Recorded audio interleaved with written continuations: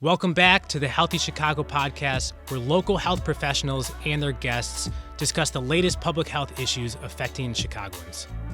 Hello, Chicago. Thank you for joining us again today for the Healthy Chicago podcast. I am McKenna McMaster, the project manager for our lovely commissioner of the Chicago Department of Public Health, Dr. Olusimbo Ige. She's joining us here today to talk about CDPH's 2025 strategic plan. Hi, McKenna. It feels good to be on the other side now. I'm in the hot seat. So, yes, I'm here to answer any questions you have about the plan. Awesome. Let's get started then. So, what is this strategic plan, and how is it different from what CDPH has done in the past? Thank you, McKenna. So there are a few things that this plan is. One, it is a progress report. This plan gives an update on the progress we have made based on the goals to close racial life expectancy gap that was made in 2020. This plan is also a health equity plan. Health equity can be a very contentious and controversial issue, but health equity is a commitment to advance the health of everyone. So this is a plan that looks at our health equity commitment and provides updates and also plans for what we're going to be doing going forward. And finally, this is a plan that is a community health improvement plan. As the Public Health Department, we have a mandate to improve health. And so when we see that health is not improving in certain communities, we want to develop a plan to address that. So this strategic plan does all of that. It gives us an update on where we are. It gives an update on the progress we're making towards health equity and what we want to do more of going forward. And it also gives an update on how we want to improve health for all Chicagoans, starting with those who are the furthest behind in the health improvement status. So how does this Healthy Chicago 2025 strategic plan really aim to address all of those things, and why is it crucial for the department? Yes. So when I came in as a commissioner and said health improvement is our goal as a public health department, during the pandemic, there was a severe threat to the health of all Chicagoans. And for many, for the last 4 years now, we wanted to address the concerns around health equity with COVID. And so we learned a lot from COVID. And now we're very proud to say, when you look at the death related to COVID across all population groups, we have made a lot of progress and that gap has been closed. So we succeeded in closing the gaps in mortality from COVID. And so we started to look at the totality of all the health threats that are facing Chicagoans, and are we making similar progress in those areas? And what we found is that when we look at life expectancy, how long and how well people are living, there are certain groups in Chicago, particularly Black Chicagoans, who are not making a lot of progress. And so we started to ask why and what can we do different to help accelerate progress there. So this is the difference we're introducing. We stopped, we reflected, we looked at where we have succeeded. Can we translate the best practices from COVID to other areas? And how do we do that going forward? So this is a plan that addresses that, leveraging the best practices and the lessons learned from COVID, and then trying to pilot that out in a few communities and see if we can replicate the same success. So you mentioned a significant racial life expectancy gap. What is that gap at currently? So as at the end of 2022, when we were looking at the data that we have in terms of all-cause mortality from all types of causes, as a reflection of, how long people can expect to live. The gap between Black Chicagoans and the rest of the city is about 11.4 years. Asian Chicagoans right now have the longest life expectancy at 86 years. So if a baby is born right now and the baby is Asian, they can expect to live to up to 86 years. The next group there is the Latinx community. And if you're a baby now and you're Latinx, you can expect to live over 81 years. And then next is the white community, where that hovers around 80. And then we notice that for Black Chicagoans, their life expectancy is 70 years. But when we look at the average, it is 11.4 years difference between Black Chicagoans and, other non-Black Chicagoans on the average. So before we go, and I'm just saying 11.4 years at the end of 2022. But the question that we were wrestling with is, did we see an improvement before? Is 11.4 good or bad? So when we cast our mind back, this life expectancy commitment, closing life expectancy commitment, started in 2010. And at that point, it was 8.8 years, I believe, or 8, you can check the number. But it was around 8 years difference. Now that gap has grown to 11.4. It widened during COVID, got a little better, but that's why we're concerned that this gap continues to widen, and our goal was to close it. So we wanted to stop and reflect and say, what can we do different? The gap is widening rather than closing, and that's not a good sign. What are the leading contributors to this widening gap then? Yes, so that was the question we asked, why are we seeing a widening? What are the contributors to this widening gap? And the top 3, there are a number of factors. The top 3 contributors, number 1 is chronic diseases. That's heart diseases and cancer. That is the number 1, heart disease predominantly, high blood pressure and, diseases of the heart. Second is homicide or gun-related violence. That's number 2. And then number 3 is opioid overdoses. So those are the top 3 causes of death that we are seeing. That is driving the life expectancy gap. And one of the things that we notice is that sometimes we make some progress. We made some progress with cancer. We made progress with HIV. We made progress with COVID. But those gains are quickly overshadowed by new threats. So, for instance, opioid overdoses became a new threat that has increased in terms of burden in the last few years. So the causes of death at the moment, those are the top 3, but they have changed over time. But these top 3 have remained top for many, many years. So those are some of the reasons why we want to take a different approach and focus on the primary causes, the top causes of death, of premature mortality, especially for Black Chicagoans. So what I'm hearing is while life expectancy has increased across racial groups overall since the pandemic, Black Chicagoans have continued to have the lowest life expectancy, and in some majority Black communities continue to have declining life expectancy. Right. What additional strategies then is CDPH going to deploy in 2025 to address this disparity, and what are our priority communities? Yes, we wanted to start by looking at what worked during COVID. What worked during COVID is that we were able to go deep in communities. We were able to partner with communities. We were able to leverage trusted messengers, and we were able to get resources and services to people where they were at. So these are some of the strategies we want to replicate. We want to go deep, but we don't have the resources to go deep everywhere. So we wanted to do this over the next year, start with a few communities and go deep in those communities.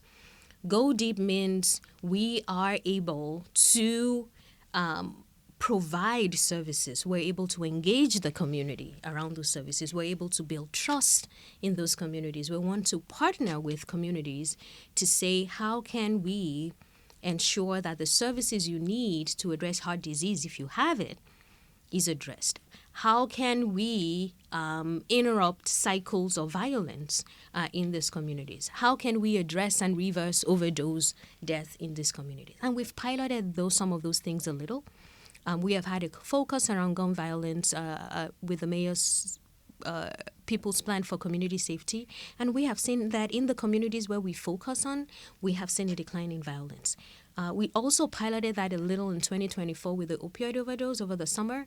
And we noticed that when we focus on some communities, we're able to see some changes. So we feel encouraged by those signs that if we're able to go deep in the communities that are most impacted, we feel optimistic that we might be able to start shifting some of this premature mortality that we've noticed in the most impacted communities. So again, what are these priority neighborhoods, though, and how were they selected for this plan? Yes. So the priority neighborhoods, Greater Inglewood, Greater Garfield Park, and North Lawndale. These communities were selected as the communities that had the lowest life expectancy, but communities that also had the most decline since 2010. So some of these communities already have the lowest life expectancy in the city right now, but not just that it is low now, it is lower than what it was in 2010.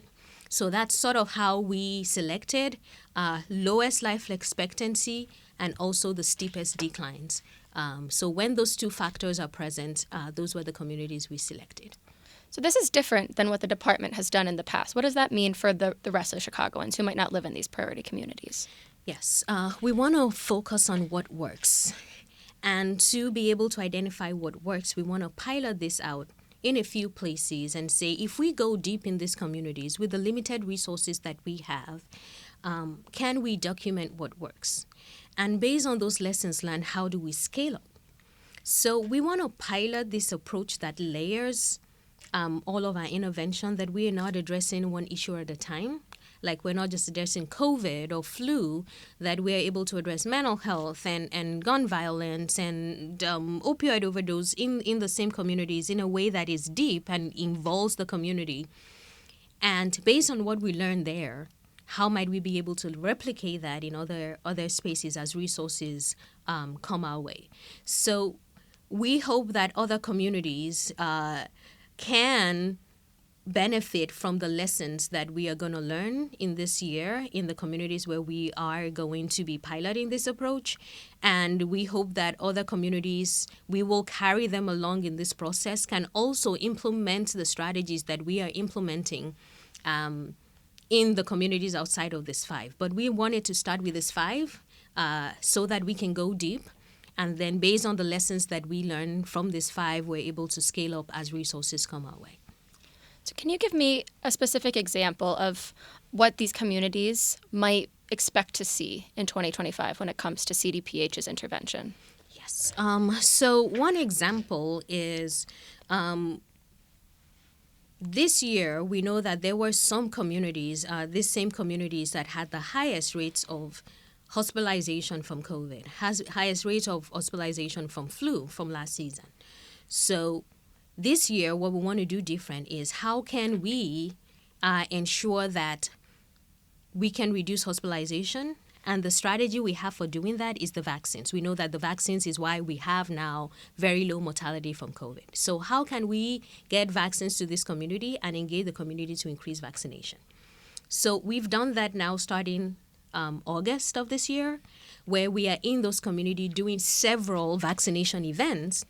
And what we have seen is that there's a higher uptake in those communities than what we saw last year, because we were able to do more events there. We were able to engage the providers there and understand what their barriers are. We're able to ensure that those who don't have insurance have options and they can come to our clinics and we can provide vaccination. So for heart disease, for instance, we know that the part of the reasons why people are dying from heart disease is that they need their medication. They need, frequent appointments with their provider. They need food. They need, support from their family. So part of what we want to do is, what if we have community health workers from those communities who can help people get connected to the services that they need? What if the providers in those communities are doing outreach and reaching out to people and say, you have an appointment next week, let's know if you need transportation to your appointment. If you're Medicaid can provide transportation for you. If you need additional food, we now have food as medicine in our clinics. You will be able to get food. And for those who don't have support for food, our community health workers can also reach out to them and say, you know what, this is how you can sign up for SNAP. This is where you can get, additional support from a food pantry, and helping people navigate a complex health system. And for opioid overdose, we've already started that this year. We know that substance use disorder requires all of community support. And so what we did last year is go door to door and distribute Narcan. So we can expect to do that in these communities going forward. Make sure that people know the number they can call for medication-assisted treatment. And And if people need any support, they can call our community health workers, resource navigators. They can get them connected to the resources that they need. So this is our approach. Make sure people have information about what is available, help them connect to the services that they need, and make sure that we are listening and addressing any barriers that people have to getting the services that they need. So that is what we will be doing next year in a very concentrated, high-touch way in these communities. How does CDPH continually assess the wants and the needs of the communities and ensure that they remain responsive? It is a continuous process. We've committed now to a continuous improvement process. One, before we go in, we want to understand what the barriers are. If services are available, how do we connect people to those services? Is it that people don't know about the services? Is it that the hours are not convenient? Is it that there is a preference for where the services are located? We ask that so that we are taking services to people and at the times and within spaces that are preferred.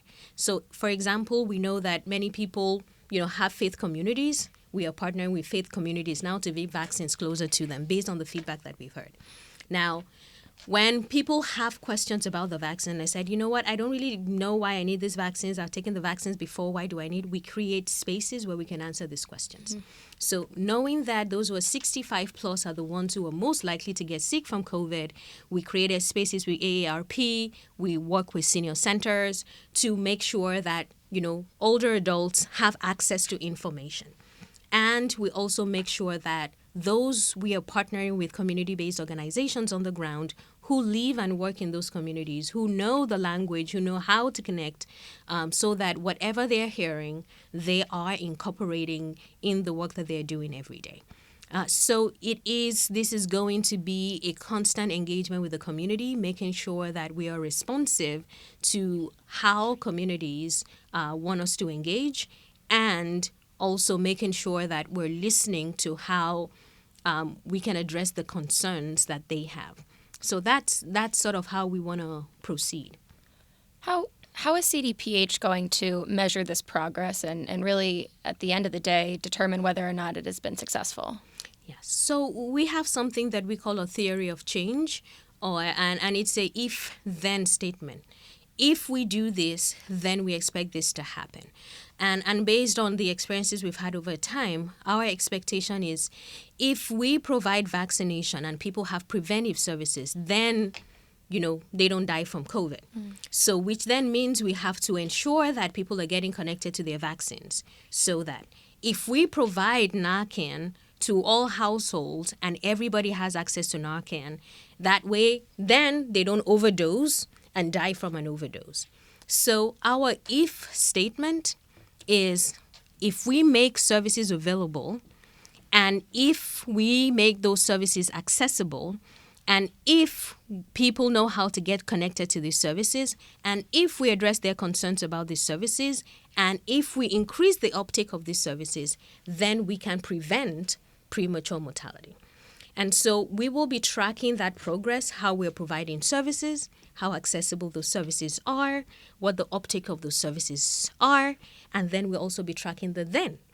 How many overdoses are we seeing? How many, premature mortality from heart disease are we seeing? How many people are reporting food insecurity? So we have annual surveys and we have hospital data that we're reviewing all the time to see are we making progress, and where we're not making progress, we will again reflect on what we can do different and continue to tweak as we go.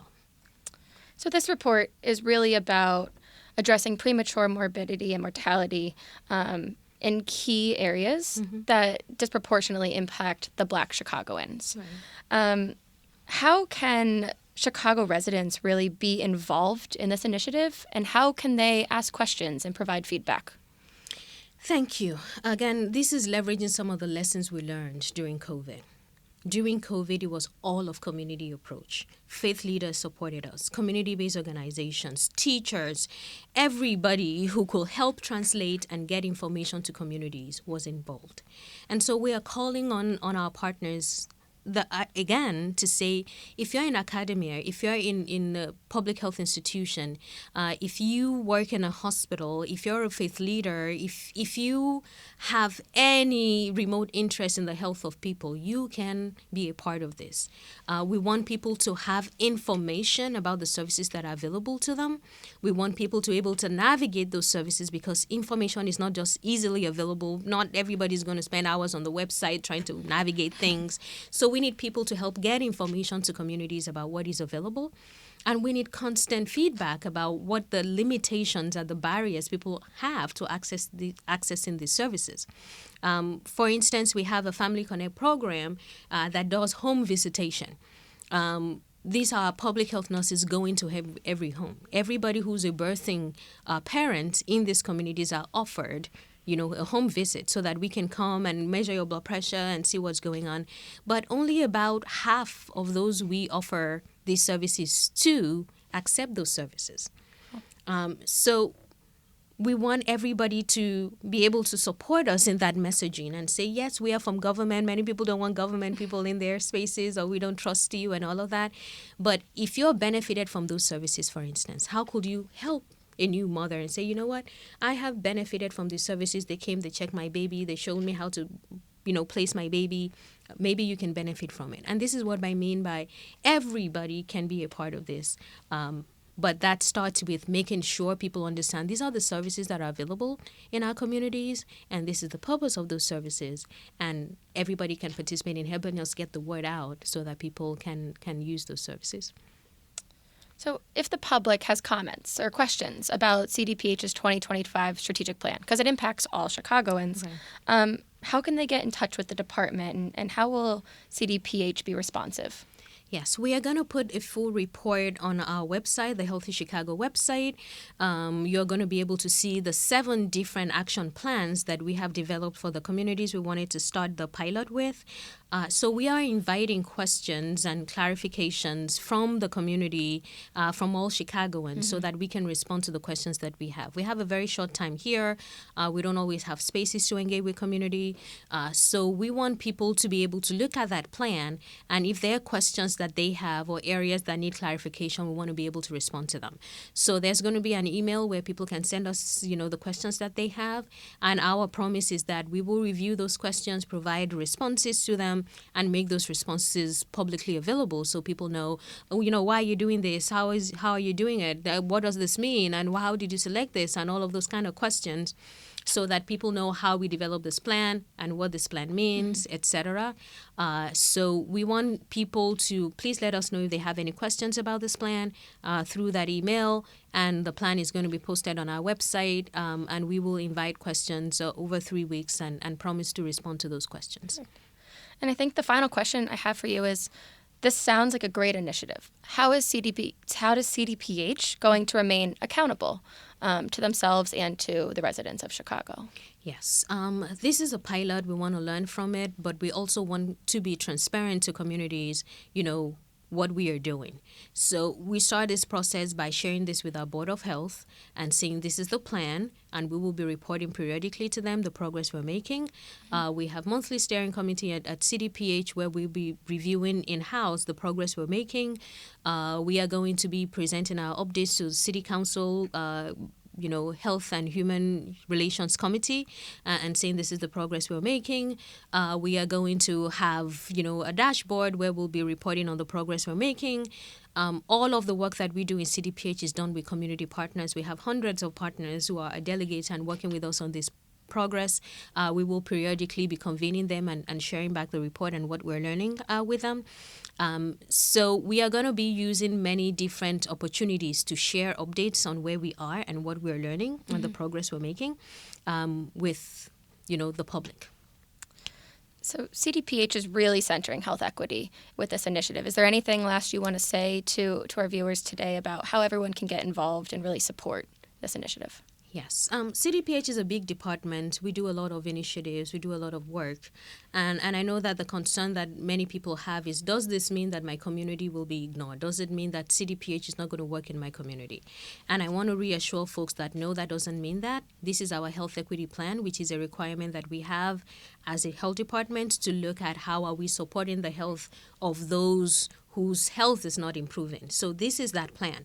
But we also want to reassure people that this, season, we've conducted vaccination in all 47 wards. So there are some activities that will be going on citywide, but there are a few activities that will be concentrated in these neighborhoods. We will continue to do food inspection everywhere. We will continue to respond to outbreaks everywhere. We will continue to do lead inspection everywhere. We will continue to do environmental permitting everywhere. We'll continue to respond to the 311 requests we get everywhere in the city. We will continue to respond to mental health issues and substance use issues in many other places. This plan is a health equity plan that pilots, a new way of addressing, the health improvement of certain communities that have not shown progress over time. So that's, I hope people can take that away, and that is based on the data that's shown that there's not been progress in this community. Many other communities here are doing well, and also wants to let people know that public health is a team sport. We want to call on all providers, all health institutions out there. We have more than 350 community health centers in Chicago. We want folks to respond to the health needs of their community along with us. We need all hands on deck responding, and not our agency alone. We want everybody to be responsive to the health needs in their community based on the data and their knowledge. Well, we certainly have our work cut out for us, and I'll speak for myself and some of my colleagues. We're excited to get to work on this issue. So I think that's it for today, everyone. Thank you so much for joining us on this episode of the Healthy Chicago podcast, and we'll see you next time. And that's our show. Thanks for joining us today. Don't forget to rate and subscribe wherever you find podcasts. I'm Dr. Bora, and we'll see you next time.